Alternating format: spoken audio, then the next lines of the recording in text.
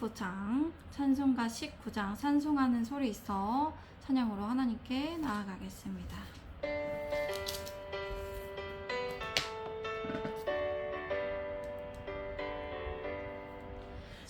찬송하는 소리 있어 사람 기뻐하도다. 하늘 아버지의 이름 거룩거룩하도다. 세상 사람 찬양하자 거룩하신 하나님께 할렐루야 할렐루야 할렐루야 아멘. 하나님의 나라 건세 영원토록 있도다. 하나님의 영광 나라 거룩거룩하도다. 하늘 보좌 계신 주님 세상 주가 하시도다. 할렐루야 할렐루야 할렐루야 아멘.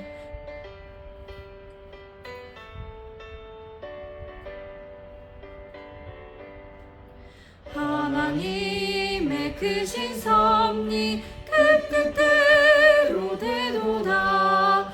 우리 아버지의 뜻은 거룩거룩하도다. 주여 속히 일하소서 기쁜 날을 주옵소서. 할렐루야 할렐루야 할렐루야 아멘 아멘. 우리 시간 하나님께 기도하겠습니다. 주 하나님께 기도하겠습니다. 사랑하는 하나님 아버지 참 감사드립니다. 오늘도 주님 앞에 나올 수 있도록 인도하여 주시고 함께 하여 주시니 감사드립니다. 이 시간 이 주일날 주님 앞에 나와 거룩하게 주님만을 높여드립니다. 거룩하신 주님을 높여드립니다. 주님 홀로 영광 받아 주시옵시고 우리 예배를 기쁘게 음양하여 주시옵소서. 주님 이 시간 다스려 주시고 통치하시는 주님의 예배의 시간이 될 수 있기 원합니다. 주님 함께하여 주시고 성령 하나님 우리에게 은혜와 지혜로 함께하여 주시고 우리의 마음과 생각을 열어 하나님 말씀 듣고 깨닫는 시간, 순종하는 시간 될 수 있도록 이끌어 주시기를 간절히 원합니다. 사랑하는 주님을 의지합니다. 이 시간 끝까지 주님 주관하여 주시기를 간절히 원하며 이 모든 말씀 우리 구주 예수 그리스도의 이름으로 기도드립니다. 아멘. 함께 사도신경으로 우리들의 신앙 고백을 하나님께 고백하겠습니다. 나는 전능하신 아버지 하나님 천지 창조주를 믿습니다. 나는 그의 유일하신 아들 우리 구주 예수 그리스도를 믿습니다. 그는 성령으로 잉태되어 동정녀 마리에게서 나으시고 본디오 빌라도에게 고난을 받아 십자가에 못 박혀 죽으시고 장사된 지 사흘 만에 죽은 자 가운데서 다시 살아나셨으며 하늘에 오르시어 전능하신 아버지 하나님 우편에 앉아 계시다가 거기로부터 살아있는 자와 죽은 자를 심판하러 오십니다. 나는 성령을 믿으며 거룩한 공교회와 성도의 교제와 죄를 용서받는 것과 몸의 부활과 영생을 믿습니다. 아멘. 오늘 하나님께서 우리에게 주신 말씀 신명기 24장 1절에서 9절까지의 말씀입니다. 신명기 24장 1절에서 9절까지의 말씀입니다. 제가 1절에서 4절까지의 말씀 읽겠습니다.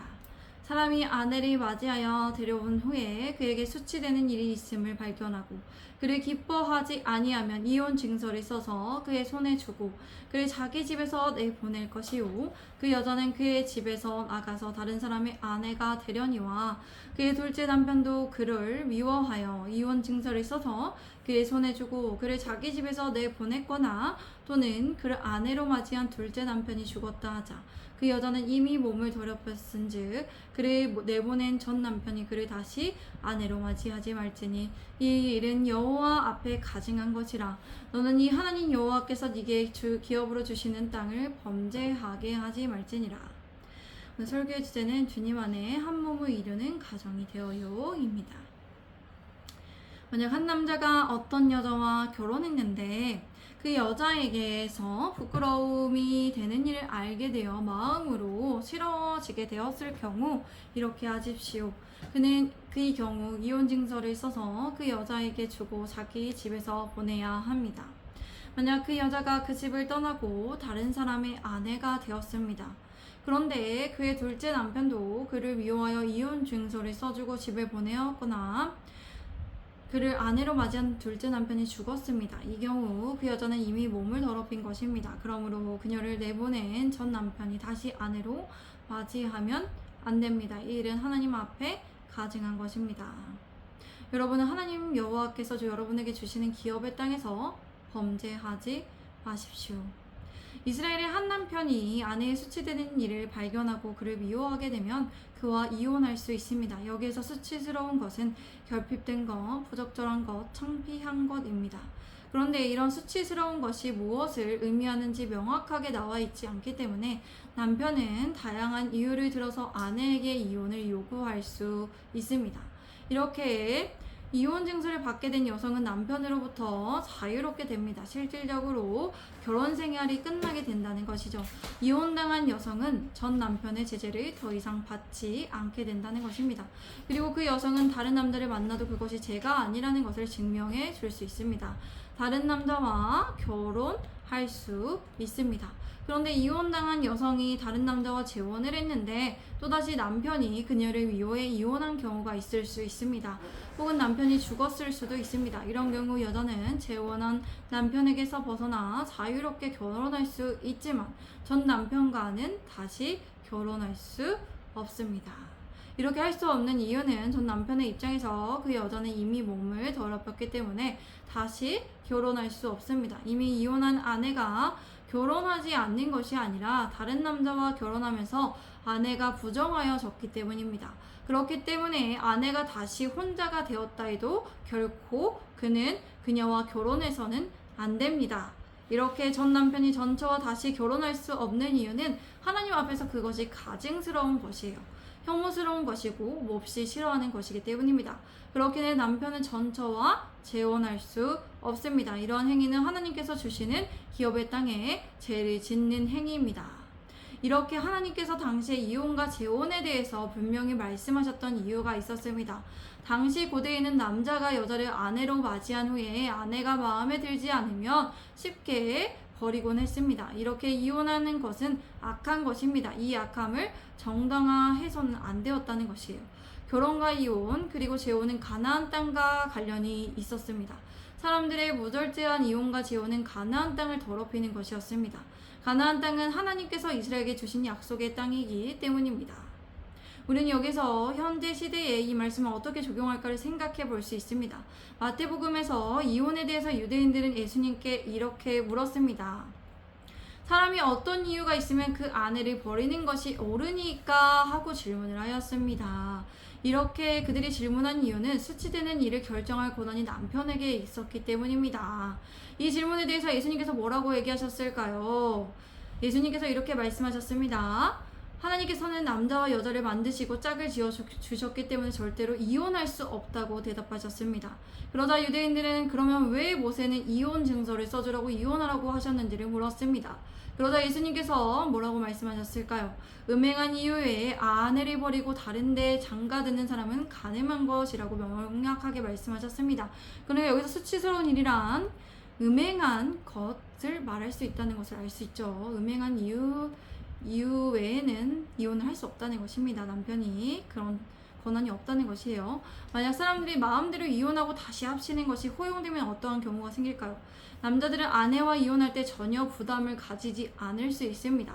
그리고 극단적인 경우 어떻게 될까요? 두 남자가 아내를 바꾸는 행위까지 저지를 수 있게 되기 때문입니다.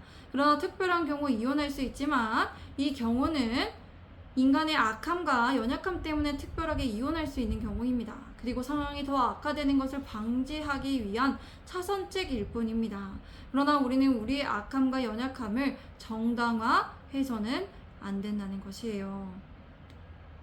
우리 함께 5절에서 7절까지의 말씀을 읽겠습니다.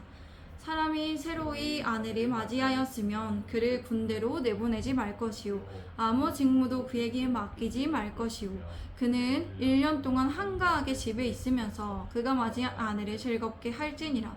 사람이 맷돌이나 그 윗짝을 전당 잡지 말지니 이는 그 생명을 전당 잡음이니라. 사람이 자기 형제 곧 이스라엘 자손 중 한 사람을 유인하여 종으로 삼거나 판 것이 발견되면 그 유인한 자를 죽일지니 이같이 하여 너희 중에서 악을 제할지니라. 만약 한 남자가 결혼한 지 얼마 안 되었다면 전쟁에 나아가거나 아무 직무도 국가에서 그에게 아무 일도 담당하게 하지 말아야 합니다. 그는 1년 동안 한가하게 집에 있으면서 결혼한 아내를 행복하게 해 주십시오.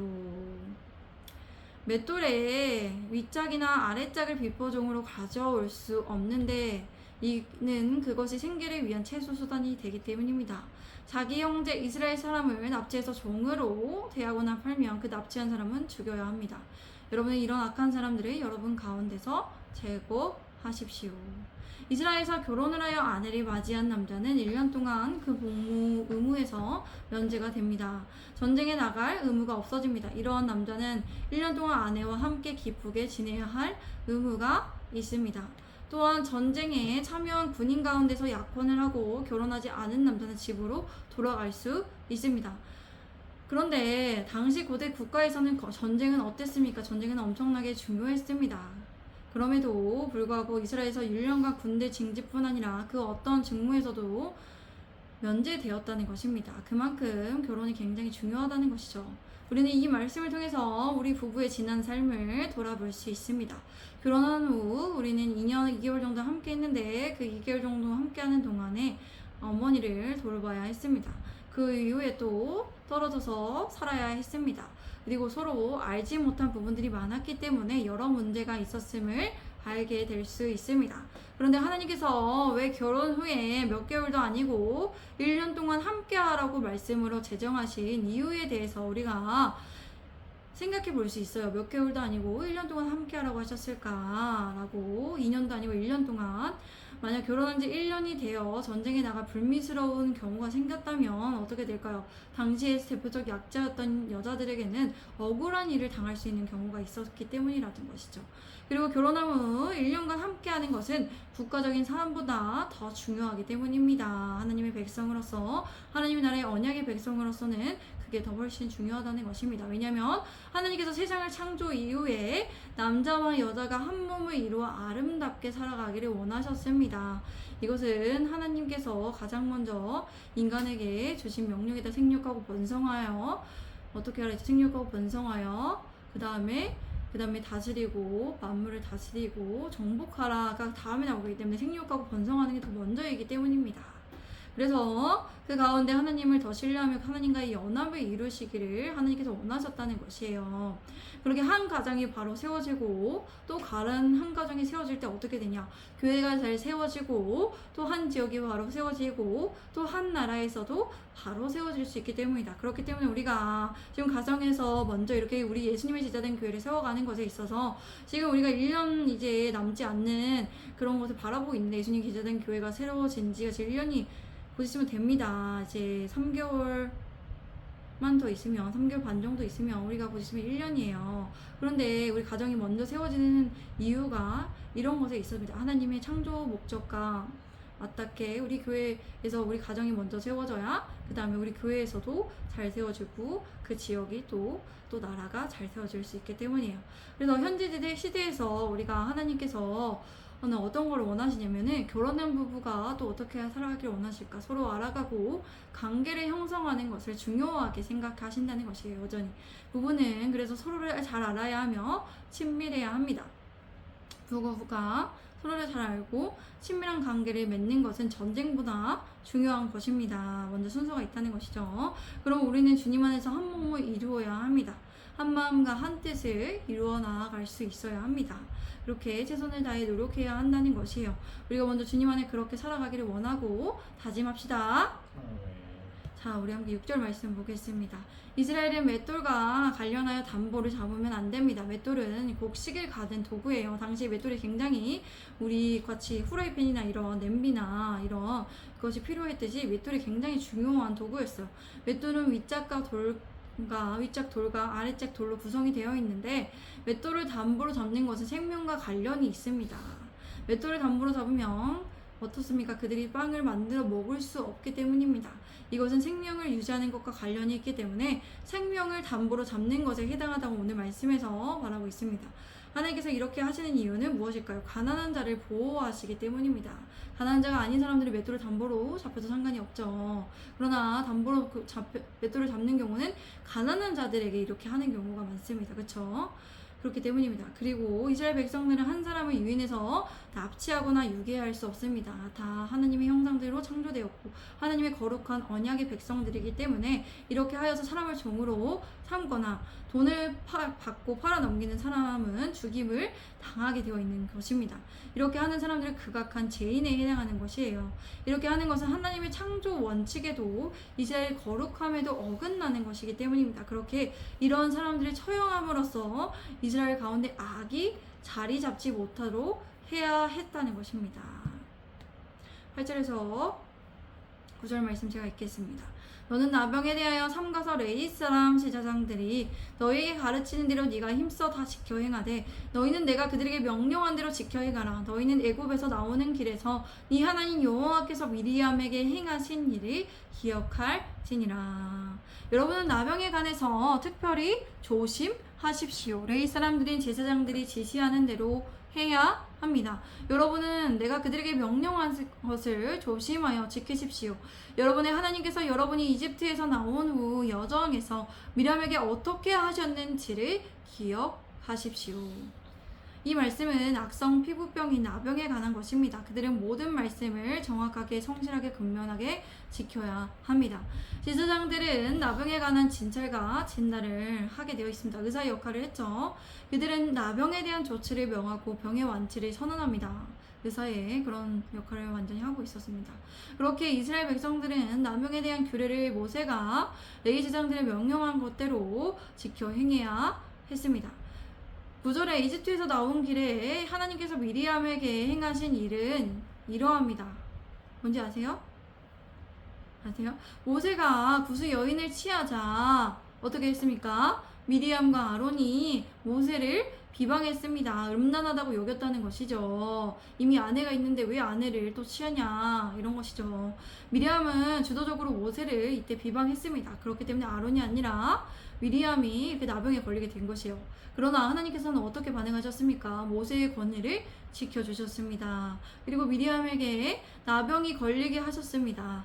그러자 모세는 하나님께 간구기도 했습니다. 자신의 누이였기 때문이죠. 자신의 가족이니까 그렇게 했죠. 그리고 미리암은 7일 동안 진영 밖에 격리된 이후에 들어올 수 있었습니다. 모세의 간구로 인해서 이렇게 병이 낫게 되었다는 것이에요.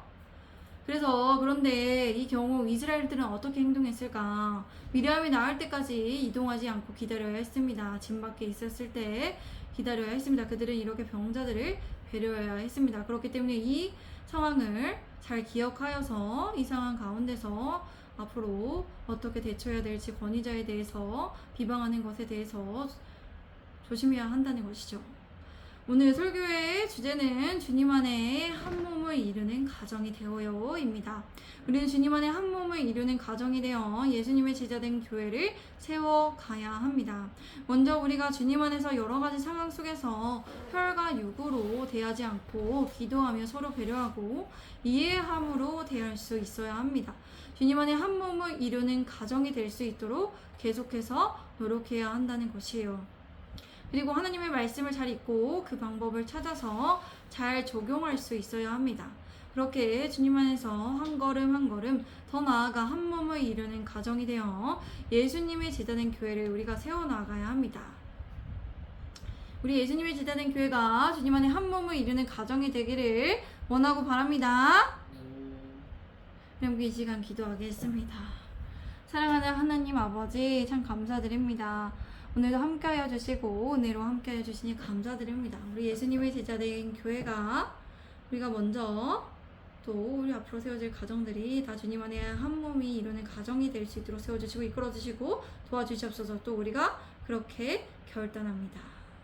사랑하는 하나님 아버지, 계속해서 기도합니다. 예수님의 제자된 교회를 세워가는 것에 있어서 모든 필요한 힘과 능력과 지혜와 지식과 총명과 분별력과 인내와 지식과 믿음과 재정과 물질을 풍족하게 채워주시옵소서. 모든 일과 절차와 관계와 감정 등이 주님 안에 잘 이루어지도록 주님께서 주관하여 주시옵소서.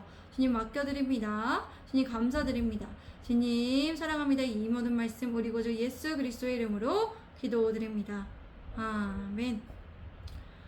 이 시간 함께 찬양하도록 하겠습니다. 찬송가 559장입니다. 559장 찬송가 559장 4절에 봄바람 불어있고 찬양으로 하나님께 찬양하며 나아갑니다.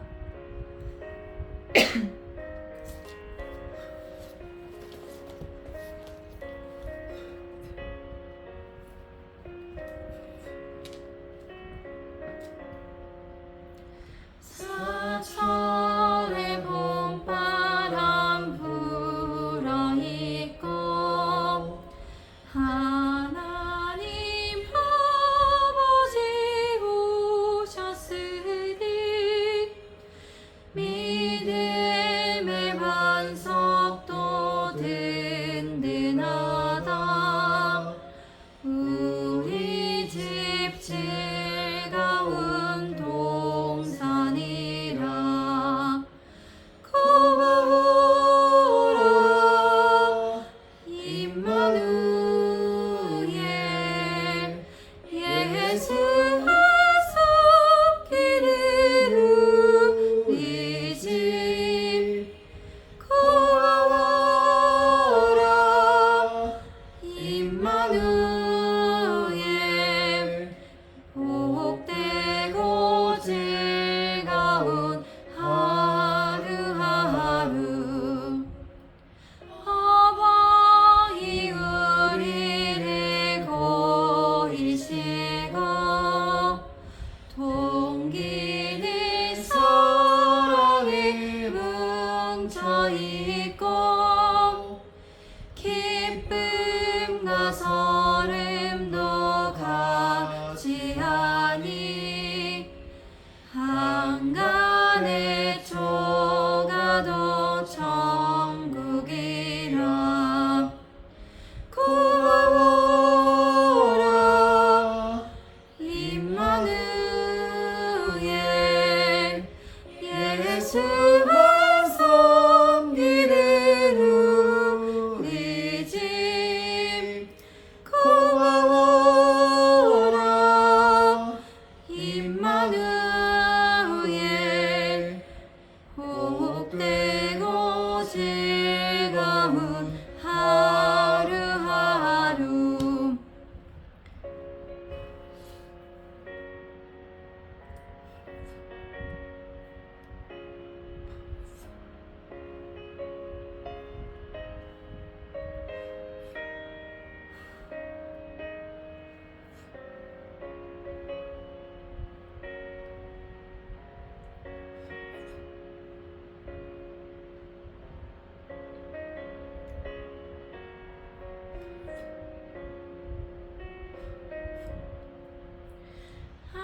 아침과 저녁에 수고하여 다 같이 일하는 온 식구가 한 상에 둘러서 먹고 마셔. 우리가 우리의 아버지라. 고마워라 임마누엘. 예수만 섬기는 우리 집. 고마워라 임마누엘. 복되고 즐거운 하루하루. 시간 주기도문으로 예배를 마치도록 하겠습니다. 하늘에 계신 우리 아버지 이름을 거룩하게 하시며 아버지의 나라가 오게 하시며 아버지의 뜻이 하늘에서와 같이 땅에서도 이루어지게 하소서. 오늘 우리에게 일용할 양식을 주시고 우리가 우리에게 잘못한 사람을 용서하여 준 것 같이 우리의 죄를 용서하여 주시고 우리를 시험에 빠지지 않게 하시고 악에서 구하소서. 나라와 권능과 영광이 영원히 아버지의 것입니다. 아멘. 하나님께 영광의 박수 올려드립니다. 하나님 영광 받아주시옵소서. 아멘. 할렐루야. 예배를 마쳤습니다. 오늘도 함께 해주셔서 감사합니다. 샬롬.